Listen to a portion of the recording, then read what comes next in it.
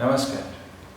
श्रीमद भगवद्गीतेच्या ह्या आपल्या सुरू असलेल्या अध्यायांच्या मालिकेमध्ये तुम्हा सगळ्यांचं स्वागत. आता आज हा आपला 6वा व्हिडिओ आहे, म्हणजे आज आपला 6वा अध्याय बघण्याचा योग आहे. आजच्या योगाचं जे नाव आहे ते आहे आत्मसंयम योग.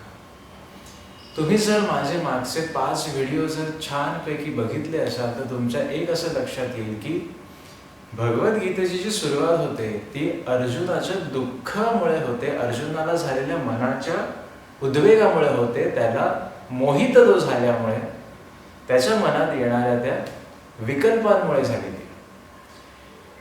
तशी अर्जुनाची बुद्धी योग्य मार्गावर आणण्यासाठी भगवंतांनी सांख्य योग सांगितला, जो दुसरा अध्याय आहे, ज्याला आपण ज्ञानयोग असंही म्हणतो. म्हणजे भगवंतांनी ज्ञानमार्ग सांगितला.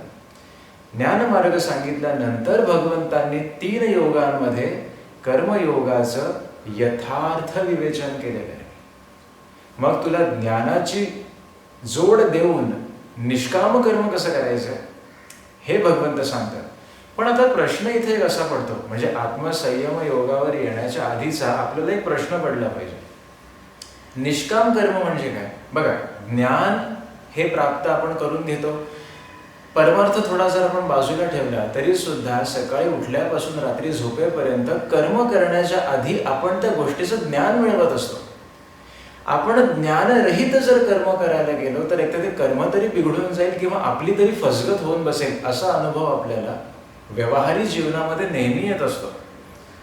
एखादं कर्म जर मला करायचं, एखादी गोष्ट मला करायची आहे किंवा करवून घ्यायची आहे, परंतु त्या कर्म करण्यामध्ये, त्या कामाबद्दल जर मलाच नीट ज्ञान नसेल तर कदाचित मी ज्याच्याकडून करवून घेतोय तो नीट करणार नाही आणि ते मला समजणारही नाही. ही साधी गोष्ट आहे. बघा, हे व्यवहारिक जीवनामध्ये, दैनंदिन जीवनामध्ये अप्लाय होणाऱ्या छोट्या छोट्या साध्या साध्या गोष्टी. जर का ते कर्म करताना मला ज्ञानाची जोड नसेल तर आपली फसगत होऊ शकते तिथे. म्हणून ज्ञान आधी मग कर्म. ज्ञान आणि कर्म सांगितल्यानंतर आत्मसंयम योगावर जाण्याच्या आधी आपल्याला हा प्रश्न पडला पाहिजे की हे निष्काम कर्म करणं इतकं सोपं आहे का? कारण अर्जुनही भगवंताला हाच प्रश्न विचारतो की निष्काम कर्म म्हणजे कर्म करताना आपली चौथी अवस्था असली पाहिजे. आता चौथी अवस्था म्हणजे काय? जर आपण कर्मसन्यास, ज्ञानकर्म संन्यास या व्हिडिओमध्ये जर ऐकलं असेल तर कर्म करण्याच्या 4 अवस्था असतात. मनुष्य कर्म करताना त्या 4 अवस्थांपैकीच कोणत्या तरी एका अवस्थेमध्ये असतो आणि त्यातली जी चौथी अवस्था आहे तीच अवस्था तुम्हाला निष्काम कर्म 100% घडवायला मदत करत असते. पहिली अवस्था जी असते ती एकदम गौण आहे, की आपण कर्म करतो याचा अभिमानही असणं आणि कर्म केल्याबद्दल प्रतिफळाची अपेक्षाही मनामध्ये सतत धरणं. दुसरी अवस्था असते की कर्म केल्याबद्दलचा अभिमान मनात आहे, मी त्याची मदत केली, माझ्यामुळे तो मोठा झाला. कर्मफलाची इच्छा नसते. फॉर एक्झाम्पल, एखादा अतिशय धनाढ्य माणूस आहे, ज्याला पैशांची गरजच नाही आहे लोकांकडनं मिळवण्याची, तर त्याला प्रतिफळाची अपेक्षा नाही की मी याला 10,000 दिलं तर त्याने मला व्याजासकट द्यावे, त्याची अपेक्षा त्याला नसते. पण त्याच्या मनात तो अहंकार राहतो, मी त्याला त्यावेळेला पैशांची मदत केली म्हणून तो उभा राहिला, आज याचा संसार माझ्यामुळे चालू आहे, मी त्याला मदत केली नसती तर तो कोलमडला असता. हे सगळे त्याच्या मनामध्ये द्वंद्व सुरू राहतं. ही कर्माची दुसरी पायरी आहे. दोन्हींमध्ये तुम्हाला कर्मफल भोगावंच लागतं, जरी दुसऱ्या प्रकारामध्ये कर्माची आसक्ती, कर्मफलाची आसक्ती नसेल तरी. तिसरा प्रकार जो असतो तो कामचुकार, काही करायचं नाही, फक्त खायचं. ते म्हणजे कर्म करायचे, मनाची इच्छा नाहीये पण फळ मिळालं पाहिजे. देवाशी प्रतारणा करणारे, देवाशी व्यवहार करणारे जे लोक असतात ना, कर्म मला करायचं नाही, तू दे मग मी तुझ्यासाठी एवढं करतो. व्यवहार करणारे असतात ना, तू असं कर मग मी तुझ्यासाठी असं करतो. जसे माणसांची व्यवहार करतात तशी लोक परमेश्वराशी व्यवहार करायला जातात. फसगत 3ही प्रकारांमध्ये होतेच, कारण फळ भोगणं अपेक्षित आहे. परंतु जो चौथा प्रकार आहे, जो ज्ञानी, महंत, संत या सगळ्यांनी जाणला, ते म्हणजे कर्म करणे हे माझं कर्तव्य आहे. तुम्ही जर माझे मागचे सगळे व्हिडिओ बघाल तर मी प्रत्येक त्या सगळ्यांमध्ये जे सार आहे ते पुढच्या व्हिडिओमध्ये सांगत असतो, जेणेकरून मागे काय झालं हे आपल्याला कळलं पाहिजे. आता मराठी सिरियल बघताना नाही का, मागील भागात आपण काय पाहिलं हे आपण सहज बघत असतो, मग आपल्याला पुढची लिंक लागते. म्हणून प्रत्येक व्हिडिओमध्ये आपण आतापर्यंत काय पाहत आलो हे बघणं आपलं कर्तव्य आहे.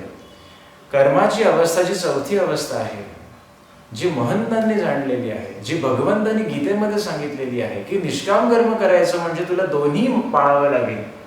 एक म्हणजे तुला कर्माची आसक्ती टाकावी लागेल, ते म्हणजे कर्म मी करतोय ही जी आसक्ती असते, माझ्यामुळे होतंय, मी करतोय, मी जबाबदार, अहम करोमी, तो याचा जो तुला मागे जी उपाधी लागलेली आहे ती सोडावी लागेल. आणि दुसरी गोष्ट म्हणजे कर्म करत झाल्यानंतरही त्याचं फळ मला गोमटं मिळालं पाहिजे, ही अपेक्षाही तुला तिथे ठेवता कामा नये. तरच तुला कर्म करणं हे कर्तव्य आहे हे समजेल आणि मग तुझ्याकडून निष्काम कर्म घडेल. अर्जुनाला भगवंत पहिल्यापासून हाच उपदेश करत आले की तू कौरवांना मारण्यासाठी इथे उभा आहेस, हे मी त्यांना मारणार आहे हा विचारच काढून टाक. आणि जय व्हावा की आपला पराजय होईल म्हणून भीतीने ग्रासावं हेही तुला बघण्याची गरज नाहीये. कारण तुला जे कर्म करायचंय ते तुला कर्तव्य कर्म क्षत्रिय धर्माला अनुसरून करायचंय, धर्माची बाजू मांडून करायचंय, न्यायाची बाजू मांडून करायचंय, कर्तव्य म्हणून करायचंय. मी करतो ही आसक्तीही तुला नको आहे आणि त्या जिंकावं की हरावं हे द्वंद्वही तुझ्यासाठी नको आहे तिथे. परंतु भगवंत जेव्हा असं गहन कर्मयोग अर्जुनाला सांगतात त्यावेळेला अर्जुन भगवंताला प्रश्न करतात आत्मसंयम योगामध्ये की भगवंता तू तर म्हणतोस की मनाची अशी अवस्था प्राप्त करा की तुमचं मन ते कर्म करतानाही आसक्त होणार नाही आणि फलाची अपेक्षा राहणार नाही तुम्हाला. हे इतकं सोपं आहे का? आता आपला अध्याय इकडनं सुरू होतो. हे इतकं सोपं आहे का? म्हणजे आम्हाला कर्माची करतोय ह्याही विसर पडला पाहिजे आणि फळाची अपेक्षा नाही पाहिजे. भगवंत म्हणतात असं कर्म आयुष्यात करशील तर तू मला येऊन प्राप्त होशील. इतकं मोठं फळ भगवंत द्यायला तयार आहे जर तुम्ही आयुष्यात असे वागले.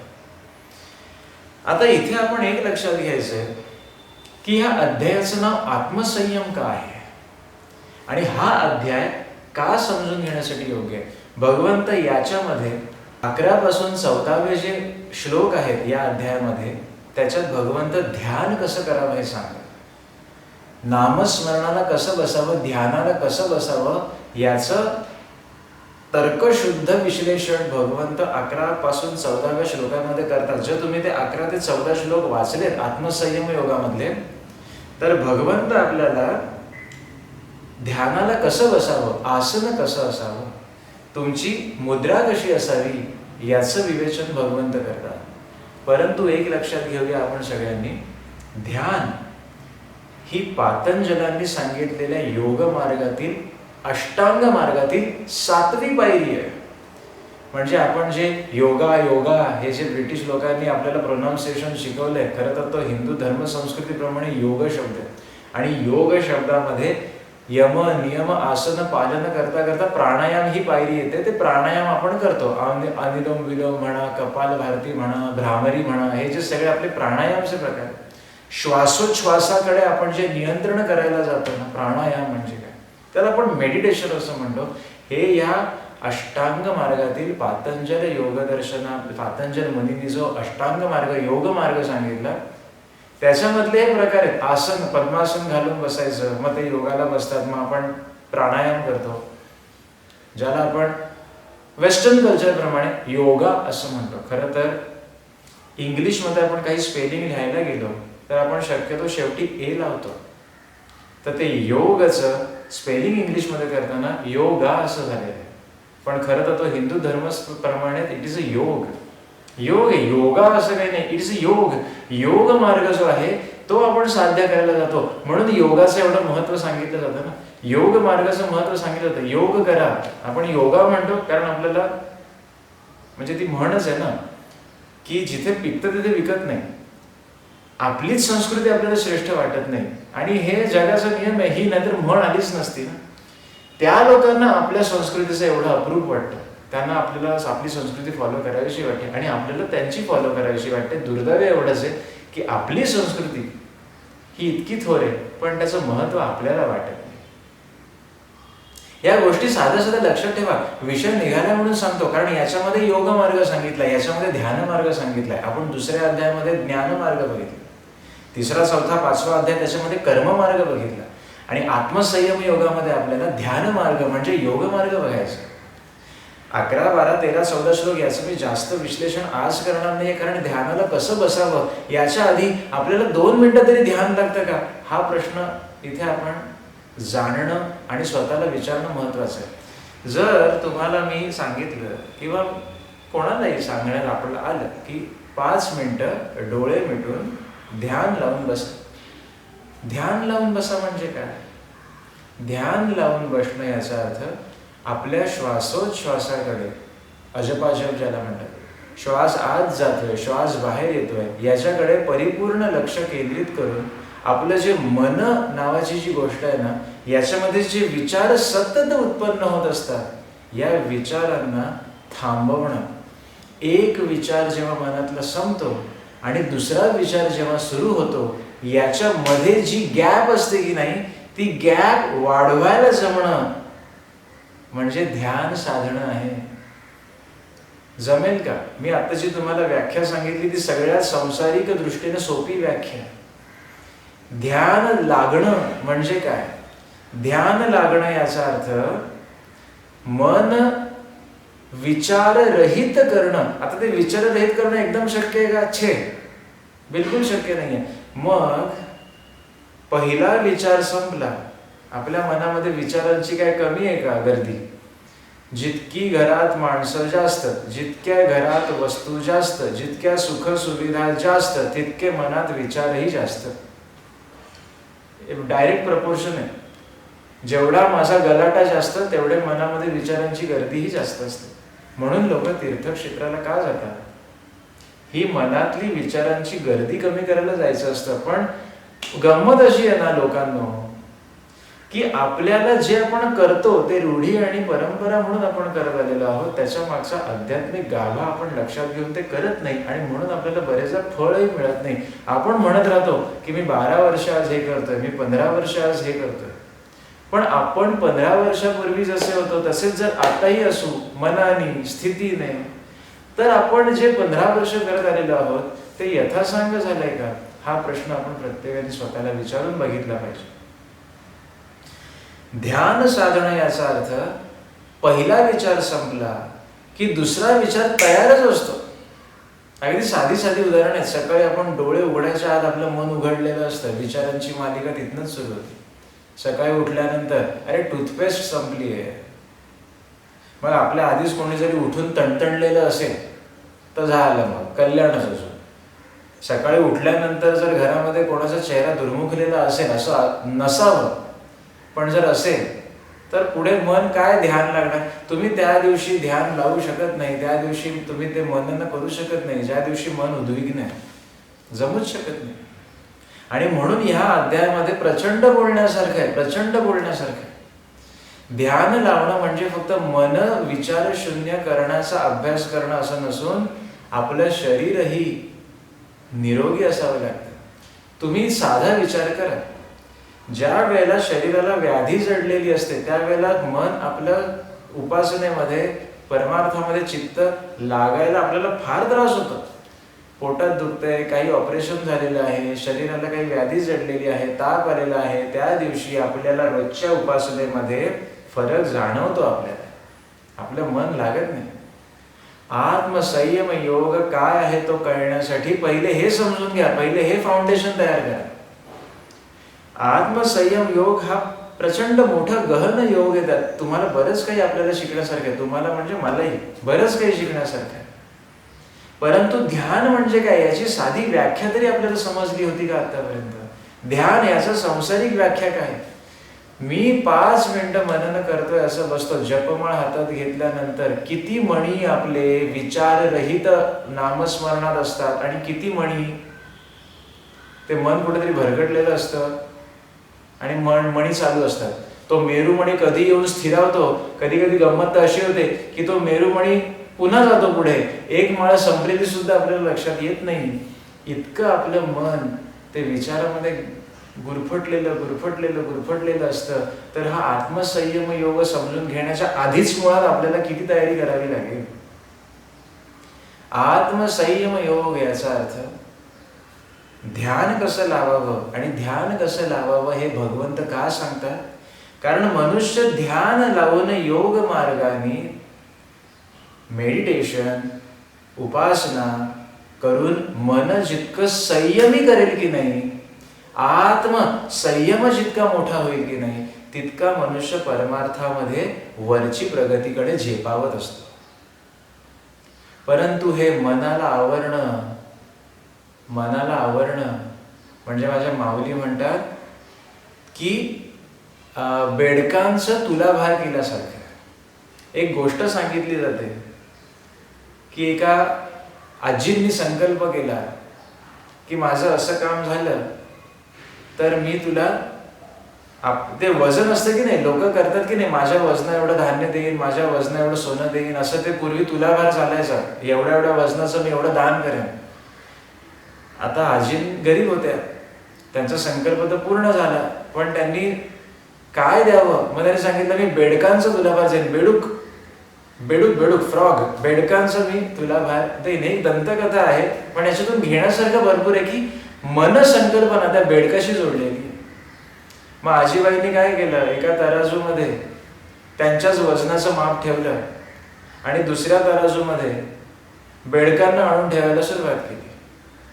ते व्हायचं असं, 2 बेडकी ठेवल्या, तिसरा बेडूक आणायला गेला की एक बेडूक टुणकन उडी मारून पळून जायचं. त्या बेडकाला धरायला जावं तर इकडनं 2 निघून जायचे. ही एक अशी दंतकथा आहे.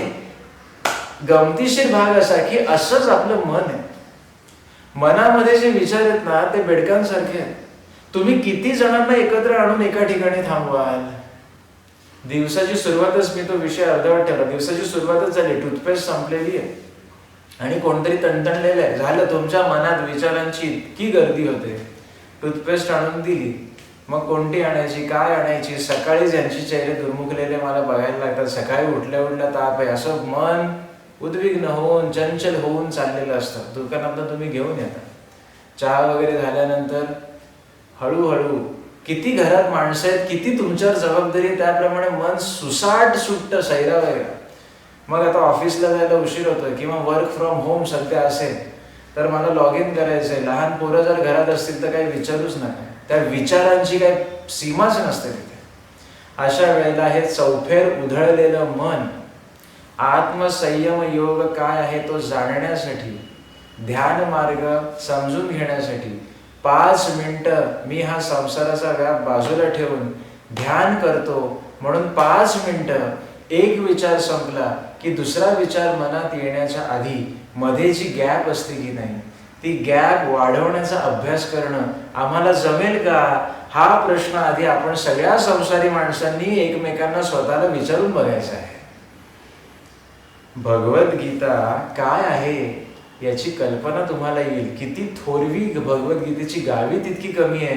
भगवंत एक अध्याय असा सुंदर उलगडून सांगतायत, पण संसारी माणूस म्हणून मी तो किती पचवू शकतोय याचं मी आता तुम्हाला जे 10-15 मिनिटं विश्लेषण केलं त्याच्यातच विचार करून पहा. जमेल आम्हाला मनाला संयमी करायला जमेल? काम, क्रोध, लोभ, मोह, मद, मत्सर हे षड्रिपुत्र असे काही उभे असतात, दरवाजे वाजवतच असतात. क्रोध, काम तर सतत येऊ का घरात चाललेलंच असतं त्यांचं मनामध्ये. राग आम्हाला कधीही येऊ शकतो. ड्रायव्हिंग करताना ज्याने रागावरती नियंत्रण मिळवलं ना त्याने बरंच काही जिंकलं आयुष्यामध्ये. ड्रायव्हिंग करताना, गाडी चालवताना किंवा रस्त्यावरून चालताना समोर नुसतं आपण रस्त्यावरून एक राऊंड मारून आपलं लक्ष किती शुद्ध राहतं, आपलं चित्त किती शुद्ध राहतं याचा सांगोपांग अभ्यास माणसाने रोज करावा. हा पण एक अभ्यासच आहे. मी आज गाडी काढतोय, 4 चाकी असेल, दुचाकी असेल, सायकल असेल किंवा आज मी पायी चालतोय. मी जाऊन येईपर्यंत माझ्या मनात कितींदा द्वेष येतो, कितींदा राग येतो, कितींदा मी मनामध्ये समोरच्याला संस्कृत शब्द वापरतो, शिवी देतो कोणाला. हे माणसाने एक अभ्यास करावा. हाही आत्मसंयमाचाच अभ्यास आहे असं म्हणायला हरकत नाही. असं आपल्या लक्षात येते हा अध्याय सुरू करण्याच्या आधीच आपल्याला काय तयारी करून बसायचं हा विचार लक्षात घ्या. आत्मसंयम योग सांगायचाच असेल तर श्लोकांचे अर्थ सांगणं काही विशेष मोठी गोष्ट नाही. अनेक पुस्तकं बाजारात आहेत जे श्लोकांचे अर्थ विवरण करून सांगतात, श्लोकांचे अर्थ विवरण करून सांगतात. परंतु संसार सांभाळता सांभाळता हा संयम मला जागृत करायला जमेल का, याचा सांगोपांग विचार, हे जे मी तुम्हाला 15-20 मिनिटं सांगितलं, याच्यात आपण मनन करून बघायचं आहे. कठीण वाटतंय, मी तुम्हाला प्रत्येक व्हिडिओमध्ये सांगतो, बोलणं सोपं आहे, प्रवचन करायला, मनोगत सांगायला त्रास होतो का? जर आम्हाला संसारामध्ये शांतता हवी असेल तर आपल्याला दिवसातून काही वेळ का होईना मन संसारातून बाजूला काढून परमेश्वराकडे लावणं प्राप्त आहे, आवश्यक आहे. यासाठी तीर्थयात्रा करायची असते, यासाठी आपल्याला उपासना करायची असते. बघा, मी हे बोललो, याच्यात काही मला त्रास झाला, तुम्ही ऐकलं, तुम्हाला काही विशेष वाटलं, पण मी याच्या आधी 20 मिनिटं तुम्हाला जे संसाराची प्रॅक्टिकल स्थिती सांगितलेली आहे, आणि अशा वेळेला 5 मिनिटं ध्यान करण्यासाठी आपल्याला किती कष्ट पडतात. जपमाळ घेऊन बसा, 108 म्हणी, जरा सुद्धा चित्त दुसरीकडे न जाता एका ठिकाणी लावून बघा, जमतंय का? किती त्रास होतो. आणि ह्यालाच अभ्यास करणं म्हणतात. अर्जुन जेव्हा आत्मसंयम योगामध्ये पुढे 35-36 श्लोक झाले की भगवंताला विचारतात की अरे भगवंता, तू तर म्हणतोस की मन निष्काम करा, आसक्ती ठेवू नका, आणि मन शांत करण्यासाठी, संयमी करण्यासाठी असं ध्यान करा. अरे पण देवा, हे मन इतकं चंचल आहे, हे मन इतकं चंचल आहे, काय, कसं याला थांबवायचं, कसं या मनाला आवरायचं कसं? आणि भगवंत त्याचंही उत्तर या अध्यायामध्ये देतात. आणि हेच आपण आज सांगोपांग विचार करणार आहोत. पण सांगण्याचा माझा उद्देश आपल्या लक्षात येतोय. आत्मसंयम योग, आत्मसंयम योग याच्यामध्ये 47 श्लोक आहेत आत्मसंयम योगामध्ये. परंतु या 47 श्लोकांपैकी एका श्लोकाचं जरी मला यथार्थ ज्ञान उलगडलं ना संसारी माणसाला, तरी खूप मोठी गोष्ट आहे. बघा, मला तर आत्ता असं झालंय की तुम्हाला किती सांगू किती नको. अध्याय सुरू करण्याच्या आधीच मला एवढं बोलावं असं वाटलं, कारण हा अध्याय समजून घेण्याआधी आपण आपल्या मनाला हे प्रश्न विचारून बघायचे. भगवंत निष्काम कर्म करायला सांगतात, भगवंत ध्यान मार्ग सांगतात, आणि भगवंतांना हे माहिती आहे की संसारी माणसासाठी हे कठीण आहे, परंतु हाच अभ्यास आपल्याला करायचा आहे. याचं उत्तर भगवंत या गीतेत देतात. म्हणून गीता सगळ्या प्रश्नांची उत्तरं देणारी एक पुस्तिका आहे असं म्हणा, कारण गीतेमध्ये सगळी उत्तरं मिळतील तुम्हाला, सगळी उत्तरं मिळतील. फक्त त्या दृष्टीने भगवद्गीतेकडे बघणं झालं पाहिजे. It is an excellent book for management of life. Excellent book. स्वतः भगवंत आपल्या वाणीने बोललेले आहेत, याच्यापेक्षा श्रेष्ठ अजून काय असू शकतं या जगामध्ये. या ब्रह्मांडाला चालवणारी जी अद्भुत शक्ती आहे, त्या शक्तीने स्वतः आपल्या वाणीमधून निर्माण केलेलं हे महाकाव्य आहे. याच्यापेक्षा श्रेष्ठ अजून काय असू शकतं. याच्यात आपल्याला सगळ्या आयुष्याच्या प्रश्नांची उत्तर मिळतात. त्या दृष्टीने बघणं झालं पाहिजे. चिकित्सा करायला गेलो, फक्त 700 श्लोक म्हणायला गेलो, समोरचा संस्कृत श्लोक म्हणताना कसा चुकतोय आणि मी त्याला कसं दाखवतोय, मग आपल्याला गीता कधीच कळणार नाही. आपल्याला गीता कधीच कळणार नाही. एखादा धर्मग्रंथ समजण्यासाठी मला तो किती आचरता येतोय ना, हा अभ्यास करायचा असतो. हे महत्वाचं. मग भगवंत जेव्हा आत्मसंयम योग सांगतात, तेव्हा या अध्यायातला माझा सगळ्यात आवडता श्लोक कोणता सांगू तुम्हाला. माझा सगळ्यात आवडता श्लोक आहे. तसे तर 700च्या 700 श्लोक आवडते आहेत, परंतु संसारी माणसाने याच्यातनं पटकन काहीतरी घ्यावं. तो म्हणजे आत्मसंयम योगामधला माझा आवडता श्लोक आहे 5वा. या 5व्या श्लोकामध्ये भगवंत म्हणतात, उद्धरेदात्मनात्मानं नात्मानमवसादयेत आत्मैव ह्यात्मनो बंधु आत्मैव रिपु आत्मनः. बंधु आत्म, रिपु आत्म म्हणजे आपण आपला उद्धार करावा की आपण आपल्या अधोगतीला जावं, हे माणूस स्वतःच्या कर्मानेच ठरवत असतो. आपणच आपले शत्रू असतो, आपणच आपले मित्र असतो. भगवंत त्या श्लोकाच्या शेवटी म्हणतात, बंधू आत्मैव रिपू आत्मनः. रिपू म्हणजे शत्रू. हा माझा अत्यंत आवडता श्लोक आहे ह्या अध्यायामधला. आपल्याला असं वाटतं की मला त्याच्यामुळे दुःख होतं. आपण आपल्या संसारामध्ये विचार करून पहा, माझ्या मताप्रमाणे, माझ्या मनाप्रमाणे जर कोणी वागलं नाही तर त्या व्यक्तीपासून मला दुःख होतं. आणि ही कंप्लेंट एक शिक्षक म्हणून मला नेहमी ऐकायला येते. 7वी पर्यंत अगदी छान ऐकायचा हो. 8वी मध्ये गेल्यानंतर काय त्याला शिंग फुटली, त्या विद्यार्थ्यामुळे, त्या जीवामुळे मला का बरं दुःख होतंय एक पालक म्हणून? कारण तो आता माझ्या मनाप्रमाणे वागेल असं झालेलं आहे. त्याला आता त्याचं मन प्रगल्भ व्हायला सुरुवात झालेली आहे. त्याच्या मनामध्ये आता अनेक विचारांची गर्दी व्हायला हळूहळू सुरुवात झालेली आहे. आणि तो आता 100% माझं ऐकेन असं झालेलं आहे. माझ्या मताप्रमाणे आता तो 100% वागत नाही. हे माझ्या दुःखाचं कारण आहे. तो तसा वागत नाही. आणि हेच उदाहरण आपण आयुष्यात सगळ्यांसाठी लावा. बायकोशी भांडणं का होतात, नवऱ्याशी भांडणं का होतात, आई वडिलांशी वाद का होतात? कारण माझं मन आणि त्यांचं मन यांच्यात एकरूपता होत नसते. ऍडजस्टमेंट करणं यालाच तर संसार म्हणतात ना. म्हणून तू 2 पावलं मागे जा, मी 2 पावलं मागे जातो, किंवा आपण एक पाऊल पुढे येऊया. हे जिथे जमत नाही तिथे ठिणगी उडतेच. मग ते नातं आई वडिलांचं असू देत, मुलाचं असू देत, बायकोचं असू देत, कोणाचंही नातं असू देत, तिथे ठिणगी उडणारच आहे. आणि म्हणून आयुष्य म्हणतात ना, संसाराच्या किती व्याख्या मराठी सिरियल मधून पण आपल्याला ऐकायला मिळतात आणि किती ऐकायला मिळतात. किती आपल्याला अशी वाक्य, उद्बोधकपर वाक्य संसारातली ऐकायला मिळतील. संसार म्हटलं की 2 भांडी एकमेकांवर आपटणं.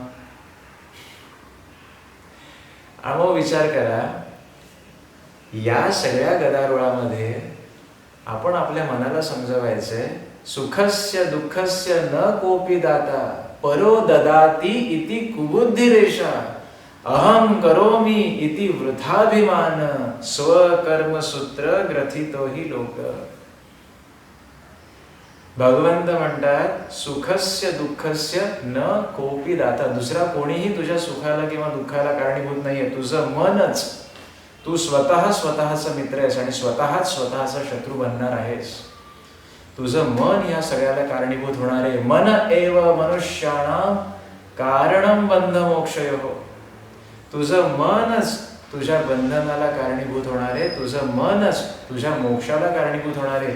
सद्गुरू आपल्याला मार्ग दाखवतात, परंतु आपल्याला त्या मार्गांवरून चालायचं असतं. चालायचं की नाही हे जीवात्मा ठरवत असतो. सगळ्या संतांकडे प्रत्यक्ष ते देहात असताना राहिलेले कितीतरी शिष्य होते की नाही? समर्थ रामदास स्वामींकडे कितीतरी शिष्य होते, परंतु त्यातल्या किती शिष्यांनी आत्मोन्नती प्राप्त करून घेतली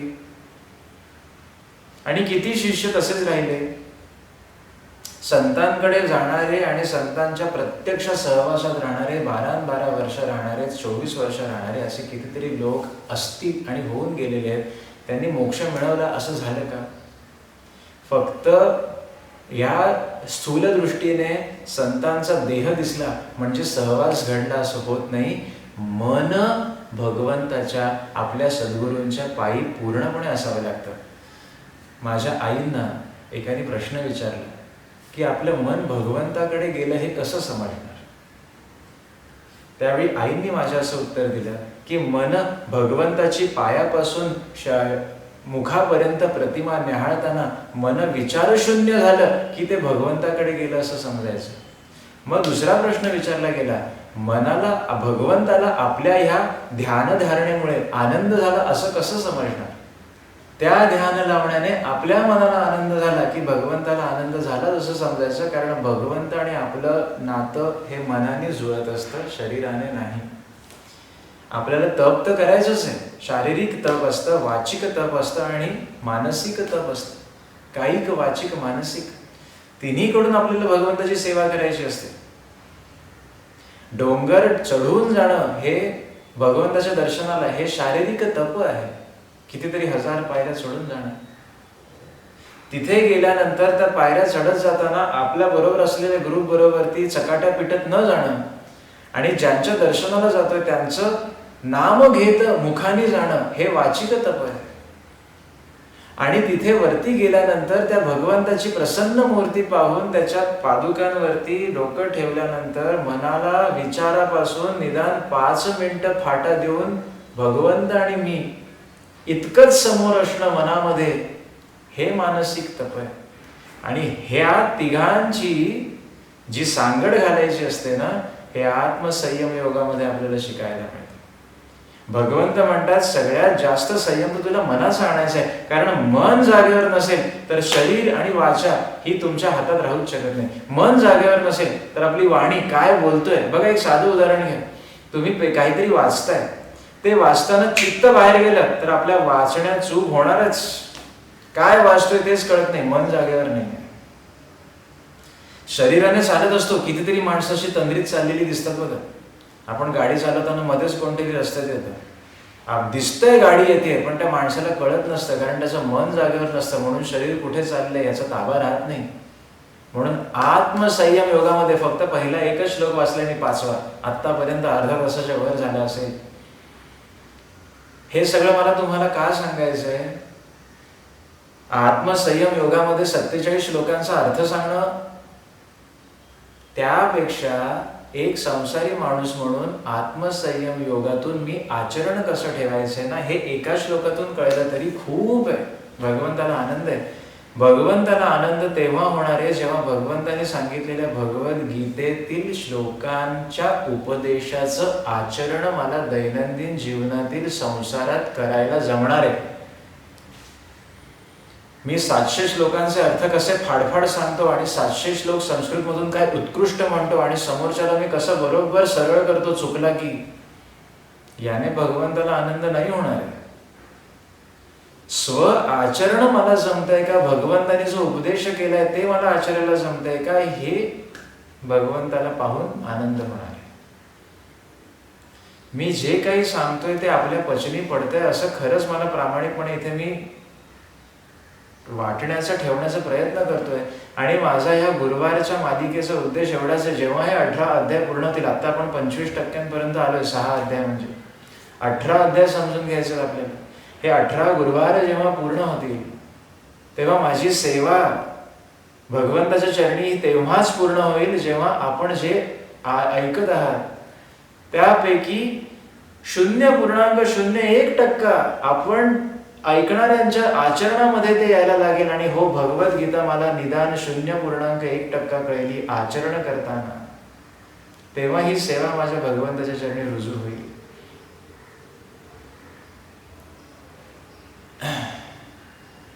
गहन आहे. मीही एक संसारी माणूसच आहे. त्याच्यामुळे हे सगळं बोलताना हे मी स्वतःलाही रिलेट करत आहे की सकाळी उठल्यापासून आपल्या घरामध्ये जी व्यक्ती असतात, वस्तू असतात, आणि रात्री झोपेपर्यंत दिवसभरामध्ये सतत विचारांची धुमश्चक्री चाललेली असते. अशा वेळेला एक 5 मिनिटं मोजून टायमर लावा मोबाईलमध्ये, घड्याळामध्ये 5 मिनिटं मोजून मन स्थिर करता येईल. आणि हाच अभ्यास भगवंत आत्मसंयम योगामध्ये करायला सांगतात. त्या श्लोकावरती आपण येऊया. 5व्या श्लोकात काय सांगितलं? सुखस्य दुःखस्य न कोपी दाता. तू स्वतःचा शत्रू आणि स्वतःचा मित्र आहेस. कोणीही तुला त्रास देत नाहीये, कोणीही तुला येऊन सुख देत नाहीये. या व्यक्तीपासून सुख मिळेल हे तू मानत असतोस, आणि त्या व्यक्तीपासून मला त्रास होतोय हे सुद्धा तू मानत असतोस. ती व्यक्ती त्याच्या कर्माने जगते, त्याच्या मनाने जगते. अर्थात इथे व्यवहार ज्ञान आपल्याला जागा ठेवायचंय. माझं अपत्य जर माझ्या आज्ञेबाहेर जात आहे आणि ते चुकीचं वाटतंय हे मला दिसतंय, तर मला तिथे ठणकावून त्याला सांगणं प्राप्त आहे. त्याच्या मनाला आवर घालणं हे माझं काम आहे. पण मी असं सगळ्यांना कंट्रोलमध्ये नाही ना आणू शकत. घरामध्ये एखादी अशी व्यक्ती असते आणि म्हणून घरातलं वातावरण बिघडत असतं. घरामध्ये एक अशी व्यक्ती असते जिला नेहमी वाटत असतं की घरामध्ये कोणी किती मोठं असू दे ते माझ्याच मनाने वागलं पाहिजे, नाहीतर मी रुसून फुगून बसणार. अशामुळे फार त्या संसाराची गाडी ओढणं कठीण होऊन बसतं. समंजसपणा जर का प्रत्येक व्यक्तीमध्ये झाला तर ते घर मंदिरच बनेल ना. पण या कलियुगामध्ये असं होत नाही. रिलेट करून बघा या सगळ्या गोष्टी. म्हणून ज्या दिवशी एक सुंदर दिवस उगवतो, सगळे घरातले खुश आहेत, सगळ्यांचं आरोग्य ठणठणीत आहे, अशा वेळेला मनाला आत्मसंयम योग सांगा. मनाला ध्यानाचं महत्त्व पटवून द्या आणि त्यावेळेला जरूर 5 ते 10 मिनिटं काढून बसा की माझं मन एक विचार सोडून दुसऱ्या विचारांवर टुणकन उडी मारण्याच्या आधी तिची मधली गॅप आहे ती दरी मला मोठी करता येते का, हा अभ्यास तेव्हा करा. कारण ज्या दिवशी मन उद्विग्न आहे, ज्या दिवशी शरीराला कोणाच्या तरी व्याधी आहे, मन जागेवर राहू शकत नाही, फार कठीण. म्हणून दुःख में हर कोई भजे, सुख में भजे न कोई. कबीर म्हणतात, हे दुःख व्यक्त करतात कबीर, अरे दुःख तर सगळेच देव करतात, सुखामध्ये कोणीच करत नाही. सुख में हर कोई भजे तो दुःख कहां से होय. ज्या वेळेला तुम्ही सुखात आहात ना, तो उत्तम टाइम असतो भगवंताचं स्मरण करायला. कारण त्यावेळेला मन जागेवर पटकन राहू शकतं, शरीर स्वस्थ असतं. शरीराला व्याधी असेल, मन उद्विग्न असेल, त्यावेळेला देव जरी केलं तरी ती हाक एवढी पोहोचत नाही हो देवापर्यंत. म्हणून आपणच आपले शत्रू, आपणच आपले मित्र. नाहीतर हा संसार आपल्याला दुःख देणारच आहे. जर का मला संसारापासून सुखच सुख मिळत असतं तर भांडणं झालीच नसती. ज्या व्यक्तीशी लग्न मला करायचंय, कारण आपल्या मनात एक संकल्पना असते की मला याच्यापासून सुख मिळणार, पण आयुष्यभर तसं होतं का? होतं का मला सांगा? होऊच शकत नाही. भांडणं होणारच आहे, वादविवाद होणारच आहे, परंतु तेच बाजूला ठेवून पुन्हा आपण एकत्र संसार करत असतो की नाही? हा संयम आपण बाळगतो की नाही संसारामध्ये? ज्या व्यक्तीबरोबर मला राहायचंय त्याचे दुर्गुणही आपण स्वीकारून संयमाने त्याच्याबरोबर राहत असतो. तर आपल्याला आपले दुर्गुण संयमाने नाही का सांभाळता येणार? ज्या व्यक्तीशी लग्न झालंय त्याचे दुर्गुण आपण संयमाने सांभाळतोच की नाही? जे मूल आपलं आहे त्याचे दुर्गुण आपण संयमाने सांभाळतोच की नाही? पण आपल्याला स्वतःचेच दुर्गुण संयमाने सांभाळता येत नाही. क्रोध असू दे, काम असू दे, लालसा असू दे, इच्छा असू दे, आकांक्षा असू दे, उद्वेग असू दे, चरफड असू दे, आपल्याला आपले संयमाने सांभाळता येतात का? म्हणून भगवंत म्हणतात 5व्या श्लोकात, तूच स्वतःचा बंधू, तूच स्वतःचा शत्रू. आता आत्मसंयम योग भगवंत पुढे सांगताना संयम म्हणजे काय 7व्या श्लोकामध्ये भगवंत सांगतात, जितात मनः प्रशांतस्य परमात्मा समाहितः शीतोष्ण सुख दुःखेषु तथा मानापमानयोः. हे भगवंतांनी कर्मयोगातही सांगितलंय, आत्मसंयम योगातही सांगतात. शीत आणि उष्ण म्हणजे संसारातले सुखाचे दिवस आणि दुःखाचे दिवस. शीत आपल्याला मानवतं, उष्ण आपल्याला मानवत. शीत म्हणजे संसारातले सुखाचे दिवस, उष्ण म्हणजे संसारातले दुःखाचे दिवस. या दोन्ही दिवसांमध्ये ज्याची मनाची अवस्था समतोल असते की नाही, तो प्रशांत आत्मा, तो संयमी. भगवंत म्हणतात मान आणि अपमान. आपला दिवसभरामध्ये काही ठिकाणी आपल्याला मान मिळत असतो, काही ठिकाणी आपला अपमान होणारच आहे, होणारच आहे. असं होऊच शकत नाही की आपला कुठे अपमानच झाला नाही. तुमच्याकडे कितीही पैसा असू दे, कितीही सत्ता असू दे, कितीही श्रेष्ठत्व असू दे, एक देह म्हणून या देहाचा कुठेतरी अपमान होणार आहे, कुठेतरी मान मिळणार आहे. तुमच्याकडे पैसा खूप असेल, सत्ता मोठी असेल तर तुम्हाला 90% मान मिळेल, 95% मान मिळेल, पण 5% कुठेतरी तुम्हाला आयुष्यभरात कुठेतरी अपमानाला सामोरं जावंच लागणार आहे. भगवंत म्हणतात मान मिळतो किंवा अपमान मिळतो, दोन्हीकडे ज्याची निर्द्वंद्व अवस्था असते की नाही, तो संयमी, तो संयम धारण करू शकतो. कारण मुळामध्ये आपल्याला संयमच आणायचा आहे आणि संसारामध्ये सगळ्यात कठीण काय आहे? संयम. माणूस कर्म करताना हौसेने करतो, डॉक्टरांच्या फेऱ्या सुरू झाल्या की संयम असतो का आपल्यामध्ये? कधी एकदा ते संपेल आणि कधी एकदा पुन्हा मी सुखाच्या दिवसांमध्ये जाऊ. दुःखाच्या दिवसांमध्ये संयम हा आपल्याला पाळता येतो का? शरीराला व्याधी झाली की वाटत राहतं ना, कधी हे संपेल आणि कधी पुन्हा निरोगी होईल. पैशांचा तुटवडा असेल तर संयम राहतो का? सतत विचार चालू असतात, कसा पैसा मोठा करता येईल, कसा पैसा मोठा करता येईल. संयम असतो का आपल्याकडे?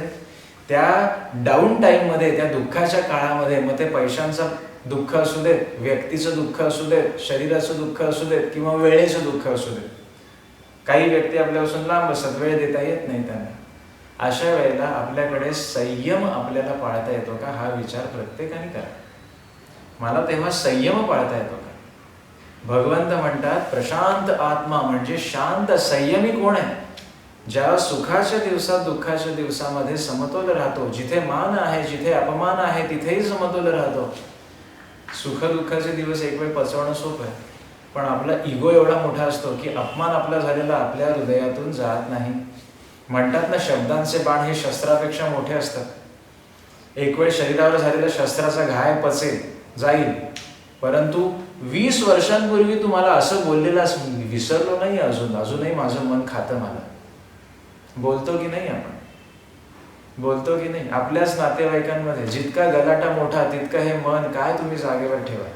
पण हाच तर अभ्यास आहे लोकांनो, हाच तर अभ्यास आहे ना. भगवंत म्हणतात भगवद्गीता तुला समजून घ्यायची की नाही?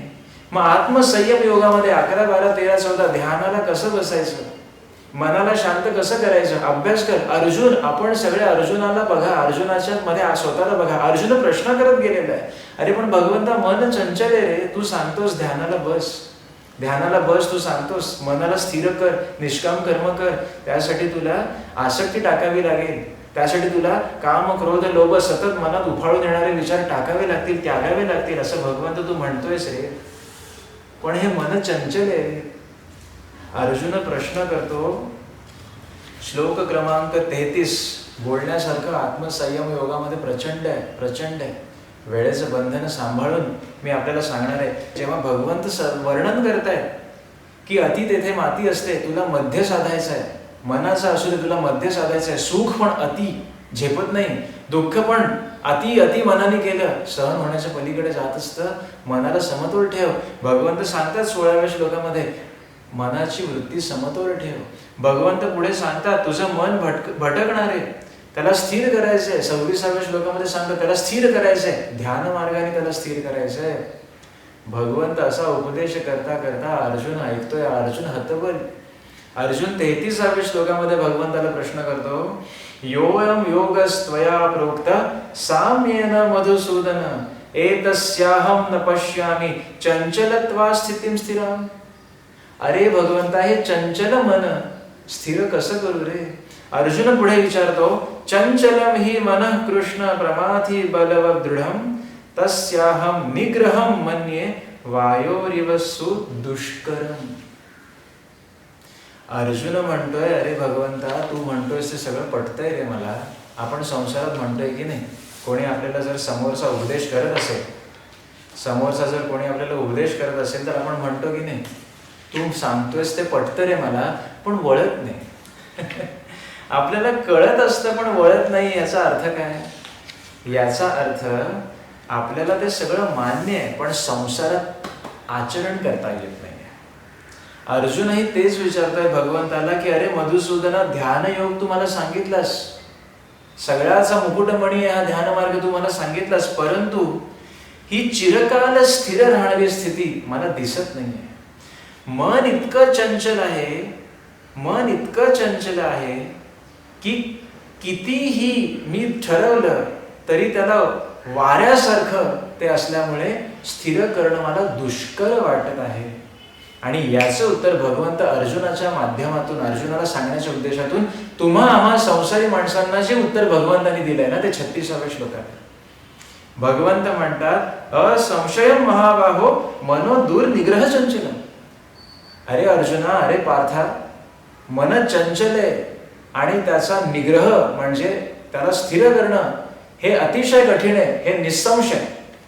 परंतु अभ्यासेन तु कौन्तेय वैराग्येण च गृह्यते. आणि हे 2 सद्गुण बस. आत्मसंयम योगामध्ये अजून आपण काही पाहूया नको. संसारी माणूस म्हणून संयम मला पाळायचा असेल तर हे 2 सद्गुण मला धारण करता येतील का, जे भगवंत सांगतात. कोणते? 36व्या श्लोकाची दुसरी ओळ, अभ्यासेन तु कौन्तेय, अभ्यास कर, आणि वैराग्येण च गृह्यते. 2 सद्गुण कोणते हे आपण 2 सद्गुण बघणार आहोत आणि थांबणार आहोत. कारण मला तुम्हाला फार सांगून कन्फ्यूज नाही करायचं. आपण आत्मसंयम योगासाठी काय तयारी करावी लागते हे व्हिडिओच्या सुरुवातीला पाहिलं. आत्मसंयम योग हा साधणं हे किती जोखमीचं काम आहे हे आपण व्हिडिओच्या मध्यामध्ये पाहिलं. आणि आता व्हिडिओचा शेवट करताना मला जर मनसंयम पाळायचा असेल तर 2 सद्गुण परमेश्वर धारण करायला सांगतो ह्या योगातून. या 47 श्लोकांमधून, हे जे 47 श्लोक आहेत, 2 सद्गुण धारण करायला सांगतोय भगवंत मला. एक संसारी माणूस म्हणून मी ते 24 तासात किती वेळा धारण करू शकतो हा अभ्यास आजपासून आपल्याला करायचा. ते 2 सद्गुण म्हणजे अभ्यास आणि वैराग्य. अभ्यास म्हणजे काय? अरे संसारी उदाहरण घ्या. मी शिक्षक म्हणून विद्यार्थ्यांना सांगत असतो, गणित हा माझा विषय जो बहुतेक मुलांना आवडत नाही, त्याच्यातच गोडी निर्माण करण्याचं काम माझं. गणित हा विषय शिकवताना एक वाक्य तो तासिका संपली की मला सांगायचं असतं, आज जे शिकलात त्याची प्रॅक्टिस करत राहा. आज जे शिकलात याची प्रॅक्टिस तुम्ही केली नाही तर पुढच्या तासिकेला पुन्हा मला भेटाल तर हे सगळं सपाट झालेलं असेल. जे फॉर्म्युले शिकलात, ज्या प्रॉपर्टी शिकलात, जे तुम्ही आज गणित शिकलात त्याची प्रॅक्टिस करा, याला म्हणायचं अभ्यास. आपल्या पालकांना, आपल्या शिक्षकांना सतत वाटत असतं की नाही 10वीची परीक्षा मार्चमध्ये आहे तर त्याचा अभ्यास आदल्या वर्षीच्या एप्रिलपासून करायला घेत असतो आपण, घ्यायचा असतो का? सतत अभ्यास केला की मनाला सवय होते. ध्यान आज मी 5 मिनिटं लावलं आणि पुढे महिनाभर मी काही केलंच नाही तर त्याला अभ्यास म्हणता येत नाही. अभ्यास हा शालेय जीवन संपलं की संपला असं नाही. माणसाला मरेपर्यंत अभ्यास करायचा असतो. फक्त सिलेबस बदलत राहतो, फक्त अभ्यासक्रम बदलत राहतो. 10वी पर्यंत 10वीचा अभ्यास करायचा असतो, कॉलेजमध्ये कॉलेजचा अभ्यास करायचा असतो, नोकरी लागेपर्यंत ग्रॅज्युएशन अभ्यास करायचा असतो आणि नोकरी लागल्यानंतर आयुष्याचा अभ्यास करायचा असतो, मनाच्या दुर्गुणांचा अभ्यास करायचा असतो. अभ्यास अभ्यास आणि अभ्यास याला शेवट नाही. A person always keeps on learning. Learning is important phase. तुम्हाला शिकणं हे अत्यंत महत्वाचं आहे. मग अभ्यास तुमचा कितीतरी मार्गाने होऊ शकतो. अभ्यास कर्णेंद्रियाने होत असतो सगळ्यात आधी, मग अभ्यास तुमचे जे दृश्य पाहतात डोळे त्यांनी होत असतो आणि तिसरा अभ्यास अनुभवाने होत असतो. तुम्ही आयुष्याचे हे 24 तास दिवसाचे जगताना या 3 मार्गातून अभ्यासच करत असता. प्रथम तुम्ही ऐकता, गिरिनारला आपल्याला जायचंय, दत्त महाराजांच्या दर्शनाला जायचंय, 10,000 पायऱ्या सोडून जावे लागतात हो. हे ऐकलं, हे ज्ञान मिळवलं, अभ्यास इथून पहिले सुरू झाला की अरे 10,000 पायऱ्या चढायला लागतात. मग तुम्ही जेव्हा गिरिनार जाण्यासाठी तिथे प्रत्यक्ष उभे असता त्या डोंगरासमोर, तेव्हा तुम्ही पाहता की मी काय विचार केले होते आणि हे काय आहे माझ्यासमोर. दोघांमधला फरक कळतो. 10,000 पायऱ्या तुम्हाला दिसायला लागतात, अजून तुमचं अभ्यास दृढ होतो. आणि 10,000 पायऱ्या चढून जाऊन पुन्हा तुम्ही उतरून येता, त्यावेळेला तुम्ही अनुभव घेतलेला असतो. आता तुमचा अभ्यास परिपूर्ण झालेला असतो. परमार्थ असो, संसार असो, आपल्याला असाच अभ्यास या 3 पायऱ्यांमधून करायचा असतो. ध्यान लावायचं असतं. प्रवचन ऐकली, कीर्तन ऐकली, कीर्तन करणारे बुवा सांगतात, तुम्हाला जर संसाराचा ताप होत असेल तर थोडा वेळ मन परमेश्वराकडे लावा. कीर्तन ऐकलं, काय बुवांनी सुंदर कीर्तन केलं, मस्त. इथून कानातून तुम्हाला अभ्यास कसा करायचा ते कळलं. आता जेव्हा तुम्ही प्रत्यक्ष ध्यान लावायला तुम्ही आता बसायची तयारी करता, त्यावेळेला हे डोळे सगळं बघत असतात. कोणी आजूबाजूला तर नाही आहे डिस्टर्ब करण्यासाठी, निवांत खोली आहे आपल्याला, तुम्ही छान धूप वगैरे लावलेला आहे, सगळं दृश्य तुम्ही बघून घेतलेले आहे, ध्यान लावायला बसलात. आणि जेव्हा तुम्ही प्रत्यक्ष अनुभव घेता की 5 मिनिटं ध्यान लावताना मन झोपेकडे गेलं, डुलकी लागली का काय, मनातले विचार एवढे की 5 मिनिटाची 15 मिनिटं कधी झालं कळलं नाही, हा अभ्यास, हा अनुभव आहे. आणि म्हणून मी तुम्हाला व्हिडिओच्या सुरुवातीपासून हेच सांगत आलो की आत्मसंयम योग समजून घेण्याआधी मनाला हे प्रश्न विचारा, का? म्हणजे आपला अभ्यास किती झाला हे कळेल. परीक्षेला विद्यार्थी येतो त्यावेळेला प्रश्नपत्रिका त्याला तेव्हाच सोडवता येते जेव्हा त्याचा अभ्यास झालेला असतो. आपल्या आयुष्याची प्रश्नपत्रिका सुद्धा आपल्याला तेव्हाच सोडवता येईल जेव्हा आपला अभ्यास झालेला असेल. मग भगवंत सांगत अभ्यास करायचा म्हणजे काय? संसारातल्या गोष्टींमध्ये अभ्यास करा. आज माझं सतत 10 जणांशी भांडण झालं, मी हा विचार केला पाहिजे की त्यांनी बदल करणं अपेक्षित आहे का थोडासा बदल मी माझ्यात पण करणं अपेक्षित आहे. आत्मसंयम मला तेव्हा जमेल जेव्हा मी आतमध्ये विचार करेन की लोकांचे दुर्गुण कमी करण्यासाठी मी सतत रागा करतोय, त्याचा राग कमी झाला पाहिजे, त्याने थोडंसं कमी खाल्लं पाहिजे, त्याने कमी हे केलं पाहिजे, त्याने हे केलं पाहिजे, त्याने हे केलं पाहिजे. आपण कधी स्वतःला प्रश्न विचारले का की मी काय करणं योग्य आहे? आपल्याला गंमत अशी आहे, असंच वाटत राहतं की मी नेहमीच बरोबर असतो.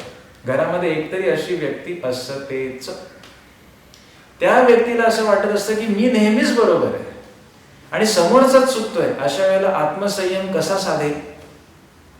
ज्या वेळेला आम्हाला आमच्या आतमध्ये काही चूकच दिसत नाहीये, पाटी आमची कोरी करूच शकत नाहीये, तिथे नवीन अध्याय लिहिणार कसा? नवीन काही शिकणार कसे? आजच्या पिढीची फार वाईट अवस्था आहे, दुर्दैव आहे.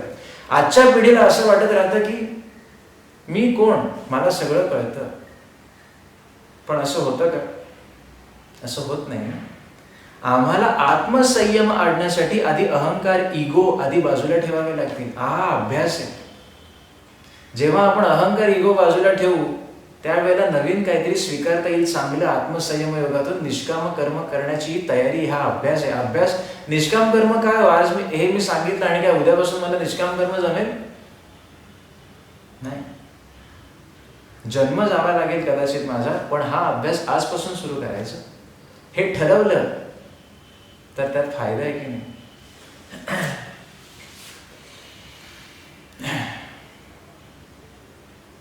भगवद्गीता आज उघडली, 18 अध्याय वाचण्याचा नेम केला, 2 अध्याय वाचले, पुढे महिनाभर गीता उघडताच आली नाही. याला अभ्यास म्हणता येत नाही. विद्यार्थ्याने पुस्तक उघडलं, 2 धडे केले, आज 12 तास अभ्यास केला, पुढे 12 दिवस अभ्यासाला हातच लावला नाही. याला अभ्यास म्हणता येत नाही. खंडरहित जो असतो ना तो अभ्यास, ज्याला आपण इंग्लिशमध्ये कन्सिस्टन्सी असं गोड नाव देतो. तुला कन्सिस्टन्सी पाहिजे, त्याला अभ्यास म्हणतात. त्याला अभ्यास म्हणतात. आणि वैराग्य, वैराग्य याचा अर्थ आपण अनासक्त व्हावं. वैराग्य याचा अर्थ तेच, आपल्या मनाला सतत समजावायचं असतं की ह्याच्यात किती आसक्ती ठेवायची. आपण संसारात जितकी आसक्ती ठेवू तितकं आपलं मन वैराग्याच्या विरुद्ध दिशेने धावत राहील. तर हे 2 सद्गुण आपल्याला धारण करता येतील. वैराग्य म्हणजे फार काही सगळं त्यागायचं नाही, मनाने त्यागायचं असतं. ठीक आहे, हे झालं, आनंद आहे, नो प्रॉब्लेम. हे नाही झालं, ठीक आहे, पुढच्या वेळेला प्रयत्न करत अजून चांगलं करेल.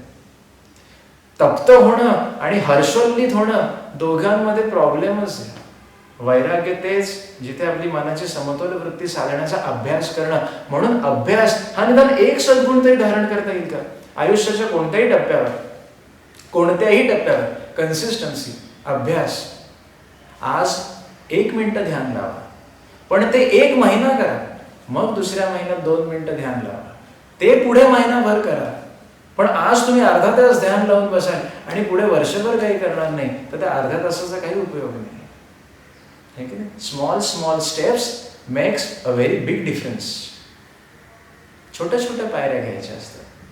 आत्मसंयम योग मला हे शिकवतो. आज भगवंत मला आत्मसंयम योगातून काय शिकवतात? मला भगवंत हे शिकवतात, अभ्यास कर. अभ्यासाने निष्काम कर्म साधणारे, अभ्यासाने ज्ञानमार्ग साधणारे, अभ्यासाने ध्यान साधणारे. संसारी माणूस म्हणून मी हे समजून घ्यायचंय. मला असा विश्वास वाटतो की आत्मसंयम योग जो समजून घेण्यासाठी आणि आचरण करण्यासाठी थोडासा जर मला कठीण वाटत असेल तर भगवंताच्या चरणी आपण प्रार्थना करायची आहे की जी कन्सिस्टन्सी असते, जो एक खंडरहित अभ्यास असतो, तो आजपासून माझ्याकडून संसारातल्या कोणत्याही कर्मामध्ये करवून घे आणि तुझ्या चरणी चित्त लावण्यासाठी असा खंडरहित अभ्यास माझ्याकडून करवून घे. आत्मसंयम योगातून हे आपण शिकून भगवंताच्या चरणी म्हणायचं आहे, आत्मसंयम योग पुढे आपण मोठे होऊ मनाने तेव्हा साधेल, अजून साधेल. भगवंत 700 श्लोक आपल्या समोर ठेवतात. मला सांगा, ज्ञानेश्वर माऊलींनी 9000 ओव्यांपेक्षा जास्त भाष्य केलेलं आहे. किती मथून सार भगवंतांनी दिलेलं आहे आपल्याला ह्या ब्रह्मांडाचं. घ्यावं तितकं कमी. पण एक संसारी माणूस म्हणून सकाळी उठल्यापासून रात्री झोपेपर्यंत एक कन्सिस्टंट माझ्या स्वतःचा संयम पाळण्यासाठी मी एक अभ्यास करू शकतो का? हा प्रश्न आपण सगळ्यांनी स्वतःला विचारायचा आहे. गीता स्वतःला प्रश्न विचारायला लावते. गीता ही दुसऱ्यांना उपदेश करण्यासाठी नाही. मी जे तुम्हाला इथे सांगतोय हे मी तुम्हाला उपदेश करतोय असं समजू नका. हा मी माझा स्वतःला सांगण्याचा अभ्यास आहे. पण याच्या मार्फत निदान काही जणांना माझ्या बरोबर कळावं. एक शिक्षक म्हणून माझा, सामान्य शिक्षक म्हणून माझा हा साधा प्रयत्न आहे. गीता स्वतःला प्रश्न विचारायला लागते. म्हणून हेच माझे जे मी जे रेकॉर्ड करून ठेवतोय हे मलाही कामाला येणार भविष्यामध्ये. काय आपण बोललो होतो, आपण तसे वागतोय का? आपण अभ्यास तसा करतोय का? हा प्रश्न आपण स्वतःला विचारायचा आहे. आज सुद्धा, काही महिन्यानंतर सुद्धा, काही वर्षानंतर सुद्धा. तेव्हा तो दृढ होत राहील. तेव्हा भगवंताला आनंद होणार आहे की गीता याचं चीज होत आहे, संसारी माणूस करून घेतोय, भगवंताला आनंद आहे. जसं अर्जुनाने गीता जाणून कर्म तसं केलं, अर्जुनाला आनंद झाला, तसं आपण सगळ्यांनी 0.01% का होईना हे आचरायला हरकत नाही. तसं आपण आतला 6वा अध्याय बघितला, आत्मसंयम योग. आपण याचा थोडासा अभ्यास करण्याचा आता प्रयत्न करणार आहोत. आता मला खात्री आहे अभ्यास याचा अर्थ आपल्याला खऱ्या अर्थाने समजला असेल. आणि हा आत्मसंयम योगाच्या आधी आपली मनाची तयारी कशी असावी आणि हा अध्याय कसा समजून घ्यायचा हे आपण सगळ्यांनी आता व्यवस्थित पुन्हा पुन्हा स्वतःला समजावून द्यायचं आहे. इथे आपण आत्मसंयम योग म्हणायचं आहे म्हणजे आपलं पारायण सुरू राहील. ओम श्री परमात्मने नमः. अथ षष्ठोऽध्यायः. श्री भगवानुवाच अनाश्रितः कर्मफलं कार्यं कर्म करोति यः स सन्न्यासी च योगी च न निरग्निर्न चाक्रियः यं सन्न्यासमिति प्राहुर्योगं तं विद्धि पाण्डव न ह्यसन्न्यस्तसङ्कल्पो योगी भवति कश्चन आरुरुक्षोर्मुनेर्योगं कर्म कारणमुच्यते योगारूढस्य तस्यैव शमः कारणमुच्यते यदा हि नेन्द्रियार्थेषु न कर्मस्वनुषज्जते सर्वसङ्कल्पसन्न्यासी योगारूढस्तत्तोच्यते उद्धरेदात्मनात्मानं नात्मानमवसादयेत् आत्मैव ह्यात्मनो बन्धुरात्मैव रिपुरात्मनः बन्धुरात्मात्मनस्तस्य येत्नात्मैवात्मनाजितः अनात्मनस्तु शत्रुत्वे वर्तेतात्मैव शत्रुवत् जितात्मनः प्रशान्तस्य परमात्मा समाहितः शीतोष्णसुखदुःखेषु तथा मानापमानयोः ज्ञानविज्ञानतृप्तात्मा कुटस्थो विजितेन्द्रियः युक्त इत्युच्यते योगी समलोष्टाश्मकाञ्चनः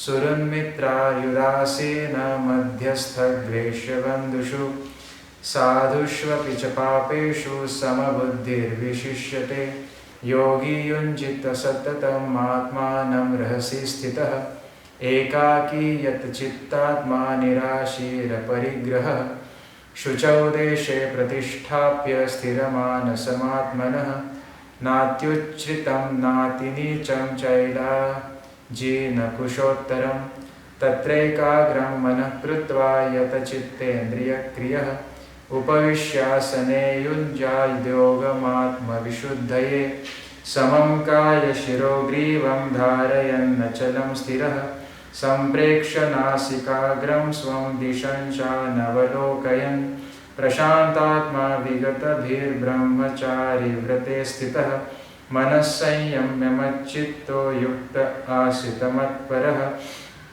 युञ्जन्नेवं सदात्मानं योगी नियतमानसः शान्तिं निर्वाणपरमां मत्संस्थामधिगच्छति नात्यश्नतस्तु योगोऽस्ति न चैकान्तमनश्नतः न चाति स्वप्नशीलस्य जाग्रतो नैव चार्जुन युक्ताहारविहारस्य युक्तचेष्टस्य कर्मसु युक्तस्वप्नावबोधस्य योगो भवति दुःखः यदा विनियतं चित्तम् आत्मन्येवावतिष्ठते निःस्पृहः सर्वकामेभ्यो युक्त इत्युच्यते तदा यथा दीपो निवातस्थो नेङ्गते सोपमा स्मृता योगिनो यतचित्तस्य युञ्जन्तो योगमात्मनः यत्रोपरमते चित्तं निरुद्धं योगसेवया यत्र चैवात्मनात्मानं पश्यन्नात्मनि तुष्यति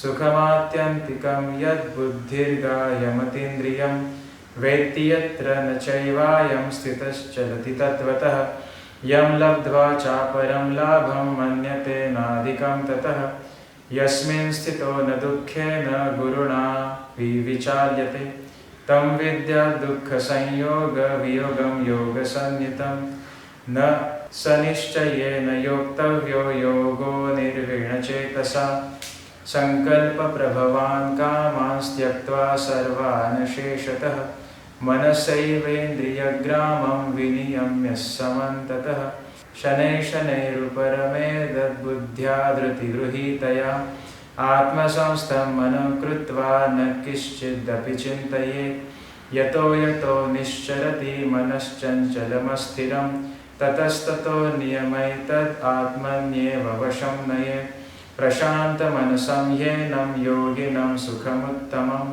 उपैति शान्तरजसं ब्रह्मभूतमकल्मषं युञ्जन्नेवं सदात्मानं योगी विगतकल्मषः सुखेन ब्रह्मसंस्पर्शम् अत्यन्तं सुखमश्नुते सर्वभूतस्थमात्मानं सर्वभूतानि चात्मनि ईक्षते योगयुक्तात्मा सर्वत्र समदर्शनः यो मां पश्यति सर्वत्र सर्वं च मयि पश्यति तस्याहं न प्रणश्यामि स च मे न प्रणश्यति सर्वभूतस्थितं यो मां भजत्येकत्वमास्थितः सर्वथा वर्तमानोऽपि स योगी मयि वर्तते आत्मौपम्येन सर्वत्र समं पश्यति योऽर्जुन सुखं वा यदि वा दुःखं स योगी परमो मतः अर्जुन उवाच योऽयं योगस्त्वया प्रोक्तः साम्येन मधुसूदन एतस्याहं न पश्यामि चञ्चलत्वा स्थितिं स्थिरां चञ्चलं हि मनः कृष्ण प्रमाथि बलवदृढं तस्याहं निग्रहं मन्ये वायोरिव सुदुष्करम् श्रीभगवानुवाच असंशयं महाबाहो मनो दुर्निग्रहं चलम् अभ्यासेन तु कौन्तेय वैराग्येण च गृह्यते असंयतात्मना योगो दुष्प्राप इति मे मतिः वश्यात्मना तु यतता शक्यो वाप्तुमुपायतः अर्जुन उवाच अयति श्रद्धयोपेतो योगाच्चलितमानसः अप्राप्य योगसंसिद्धिं कां गतिं कृष्ण गच्छति कच्चिन्नो भयविभ्रष्टश्छिन्नाभ्रमिव नश्यति अप्रतिष्ठो महाबाहो विमूढो ब्रह्मणपथि एतन्मे संशयं कृष्ण छेतुर्मर्यस्य शेषतः त्वदन्यः संशयस्यास्य चेत्ता न युपपद्यते श्री पार्थ नैवेह नामुत्र विनाशस्त्यस्य विद्यते न हि कल्याणकृत् कश्चित् दुर्गतिं तात गच्छति प्राप्य पुण्यकृतां लोकानुष्ठित्वा शाश्वती समः शुचिनां श्रीमतां गेहे योगभ्रष्टोऽभिजायते अथवा योगिनामेव कुले भवति धीमताम् एतद्धि दुर्लभतरं लोके जन्म यदीदृशं तत्र तं बुद्धिसंयोगं लभते पौरदेहिकं यतते च ततो भूयं संसिद्धो कुरु नन्दन पूर्वाभ्यासेन तेनैव ह्रियते यवशोऽपि स जिज्ञासुरपि योगस्य शब्दब्रह्माति वर्तते प्रयत्नाद्यतमानस्तु योगी संशुद्ध किल्बिषः अनेकजन्म संसिद्धस्ततो याति परां गतिं तपस्विभ्योऽधिको योगी ज्ञानिभ्योऽपि मतोऽधिकः कर्मिभ्यश्चाधिको योगी तस्माद्योगी भवार्जुन योगिनामपि सर्वेषां मद्गतेनान्तरात्मना श्रद्धावान् भजते यो मां समे युक्ततमो मतः ओम तत्सदिति श्रीमद्भगवद्गीतासु उपनिषत्सु ब्रह्मविद्यायां योगशास्त्रे श्रीकृष्णार्जुनसंवादे आत्मसंयमयोगो नाम षष्ठोऽध्यायः। हरिः ओम तत्सत्। हरिः ओम तत्सत्। हरिः ओम तत्सत्। ओम तत्सत्। कृष्णार्पणमस्तु।